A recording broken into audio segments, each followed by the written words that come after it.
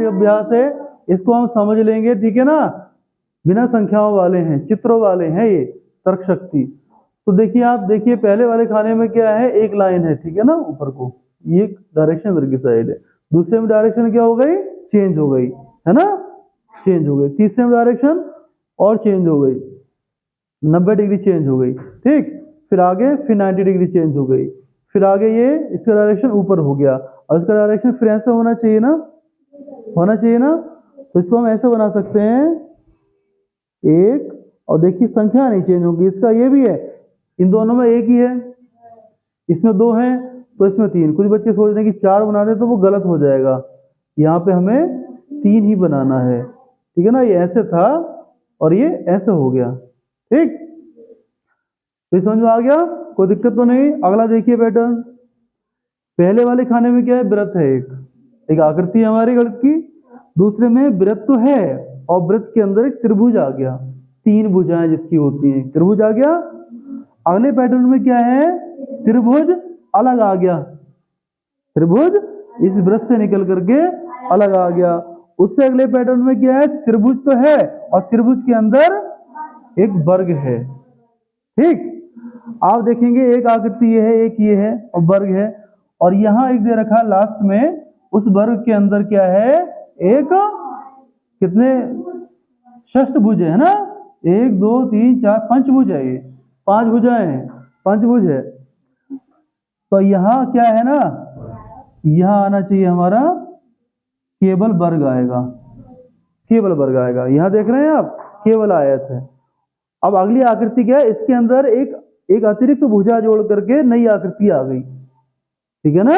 यही तो हुआ था यहाँ, ये हमारा वृत्त था, वृत्त के अंदर त्रिभुज आ गया, त्रिभुज यहाँ आ गया, त्रिभुज के अंदर एक हमारा वर्ग आ गया, 4 भुजाओं वाला, चतुर्भुज भी कह सकते हैं।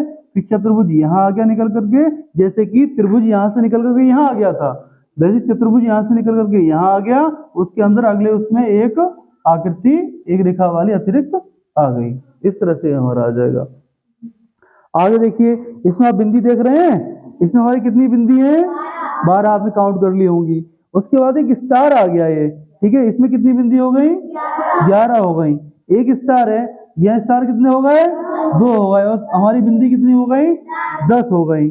स्टार हमारे यहाँ 3 हो गए और कुल मिला के बिंदी हो गई 9 हो गई, और स्टार हमारे यहाँ 4 हो गए और बिंदी हमारी 8 हो गई।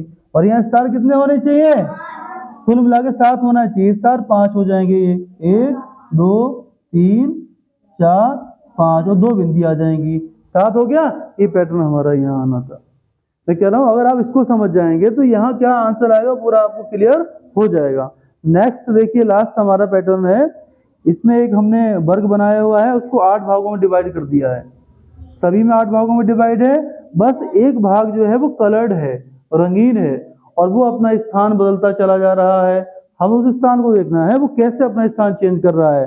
तो यहाँ एक स्थिति इसकी, प्रथम स्थिति इसकी है और द्वितीय स्थिति क्या है, ऊपर पहुंच गया। तो आप देख सकते हैं कि एक खाना छोड़ करके अगले में पहुंचा है, तीसरे में पहुंचा है, एक ये 2 3 तीसरे में पहुंचा, फिर से अगले में कहाँ पहुंचना चाहिए, एक ये हो गया, 2 तीसरे में यहाँ पहुंचना चाहिए, तो यहाँ आ गया।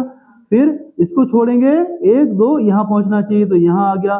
फिर 1 2 3 यहाँ आना चाहिए, ठीक है ना, यहाँ आना चाहिए। तो पहले हम बना लेते हैं, ये बना लिया हमने,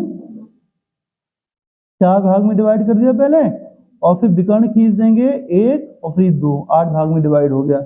तो हमारा यहाँ था ये, तो एक छोड़ के यहाँ आ जाएगा ना, तो इस भाग को हम कलर्ड कर दे रहे हैं। आ रहा है समझ में आपको? हाँ, ये क्वेश्चन तर्क शक्ति वाले होते हैं, हमारी सोचने समझने की क्षमता, तार्किक क्षमता का भी विकास करते हैं। और एक पेपर पूरा आपका उसमें ये वाला होना है छात्रवृत्ति वाली परीक्षा में।